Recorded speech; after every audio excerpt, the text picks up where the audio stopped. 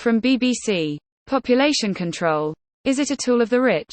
As the world population reaches 7 billion people, the BBC's Mike Gallagher asks whether efforts to control population have been, as some critics claim, a form of authoritarian control over the world's poorest citizens. The temperature is some 30 C. The humidity stifling, the noise unbearable. In a yard between two enormous tea-drying sheds, a number of dark-skinned women patiently sit, each accompanied by an unwieldy-looking cloth sack. They are clad in colorful saris, but look tired and shabby. This is hardly surprising. They have spent most of the day in nearby plantation fields, picking tea that will net them around 2 cents a kilo, barely enough to feed their large families. Vivek Bade thinks he knows how to help them.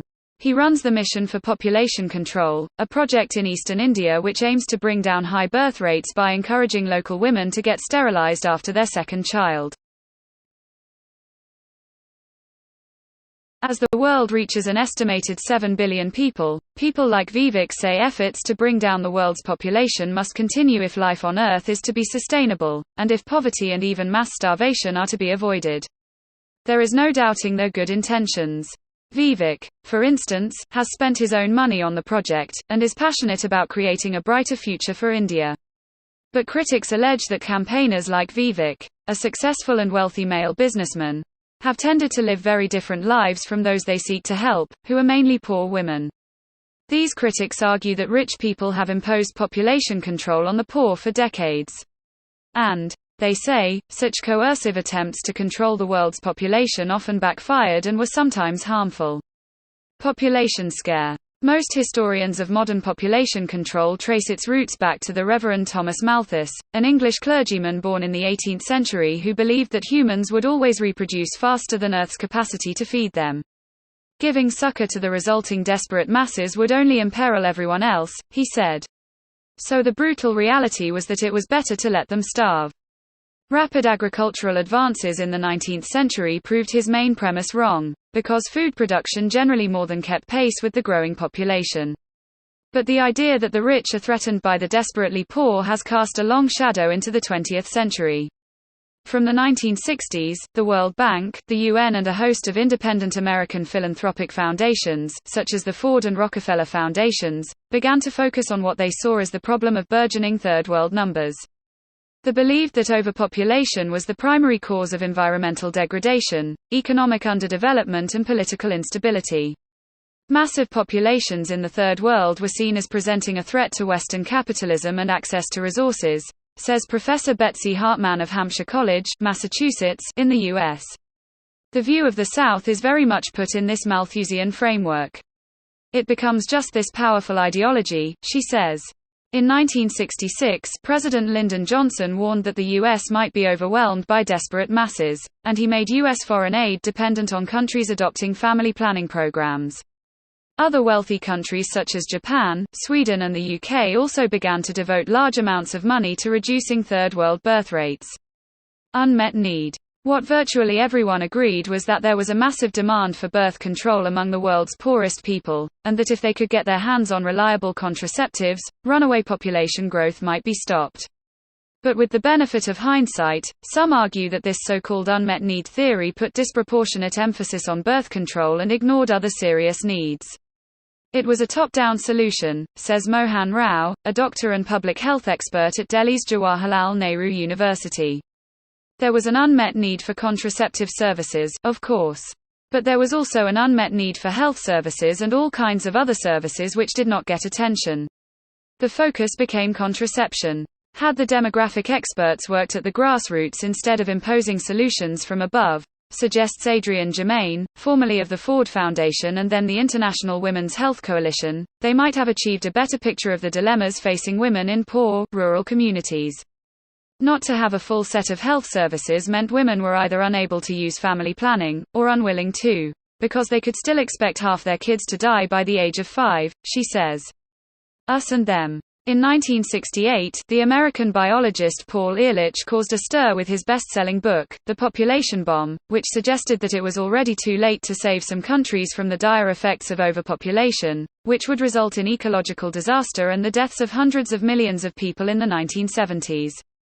Instead, governments should concentrate on drastically reducing population growth. He said financial assistance should be given only to those nations with a realistic chance of bringing birth rates down.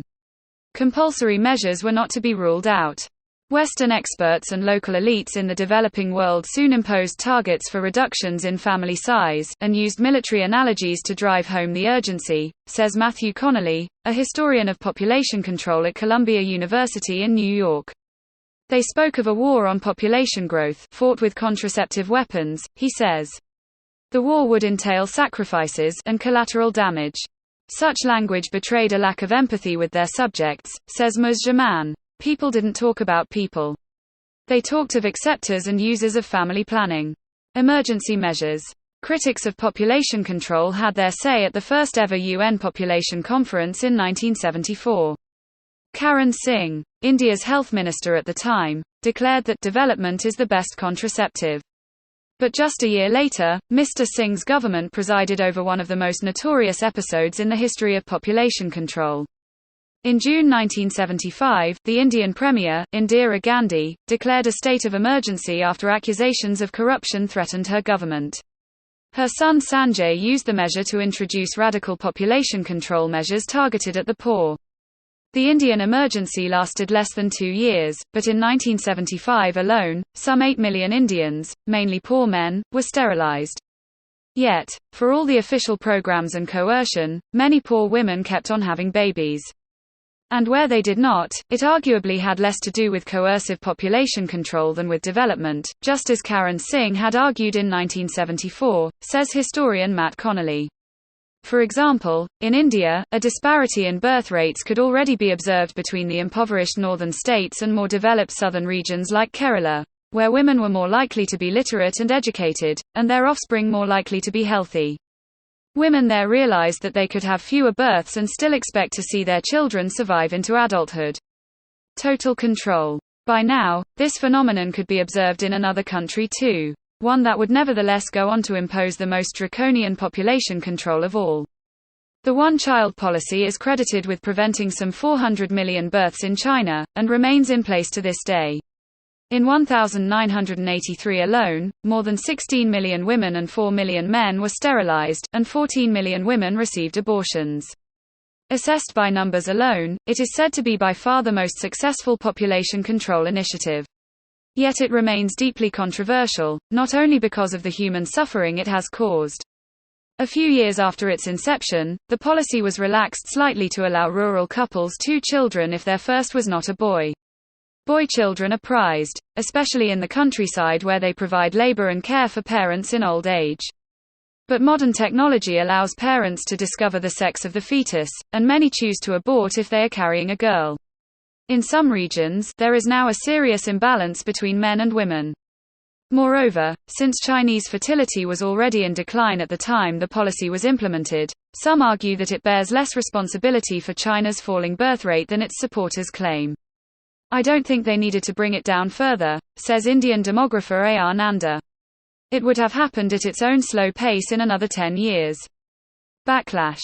In the early 1980s, objections to the population control movement began to grow, especially in the United States. In Washington, the new Reagan administration removed financial support for any programs that involved abortion or sterilization. The broad alliance to stem birth rates was beginning to dissolve and the debate become more polarized along political lines. While some on the political right had moral objections to population control, some on the left saw it as neo-colonialism. Faith groups condemned it as a Western attack on religious values, but women's groups feared changes would mean poor women would be even less well served.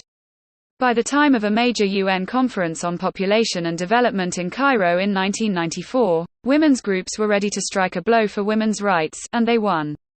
The conference adopted a 20-year plan of action, known as the Cairo Consensus, which called on countries to recognize that ordinary women's needs, rather than demographers' plans, should be at the heart of population strategies. After Cairo, today's record-breaking global population hides a marked long-term trend towards lower birth rates as urbanization, better healthcare, education and access to family planning all affect women's choices. With the exception of sub-Saharan Africa and some of the poorest parts of India, we are now having fewer children than we once did, in some cases, failing even to replace ourselves in the next generation. And although total numbers are set to rise still further, the peak is now in sight. Assuming that this trend continues, total numbers will one day level off, and even fall. As a result, some believe the sense of urgency that once surrounded population control has subsided. The term population control itself has fallen out of fashion, as it was deemed to have authoritarian connotations. Post-Cairo, the talk is of women's rights and reproductive rights, meaning the right to a free choice over whether or not to have children. According to Adrian Germain, that is the main lesson we should learn from the past 50 years. I have a profound conviction that if you give women the tools they need, education, employment, contraception, safe abortion, then they will make the choices that benefit society, she says. If you don't, then you'll just be in an endless cycle of trying to exert control over fertility, to bring it up, to bring it down, to keep it stable. And it never comes out well. Never. Nevertheless, there remain to this day schemes to sterilize the less well-off, often in return for financial incentives. In effect, say critics, this amounts to coercion, since the very poor find it hard to reject cash. The people proposing this argue, don't worry, everything's fine now we have voluntary programs on the Cairo model, says Betsy Hartman. But what they don't understand is the profound difference in power between rich and poor. The people who provide many services in poor areas are already prejudiced against the people they serve. Work in progress. For Mohan Rao, it is an example of how even the Cairo consensus fails to take account of the developing world. Cairo had some good things, he says. However, Cairo was driven largely by First World feminist agendas. Reproductive rights are all very well, but there needs to be a whole lot of other kinds of enabling rights before women can access reproductive rights. You need rights to food, employment, water, justice and fair wages. Without all these you cannot have reproductive rights. Perhaps, then, the humanitarian ideals of Cairo are still a work in progress. Meanwhile, Paul Ehrlich has also amended his view of the issue.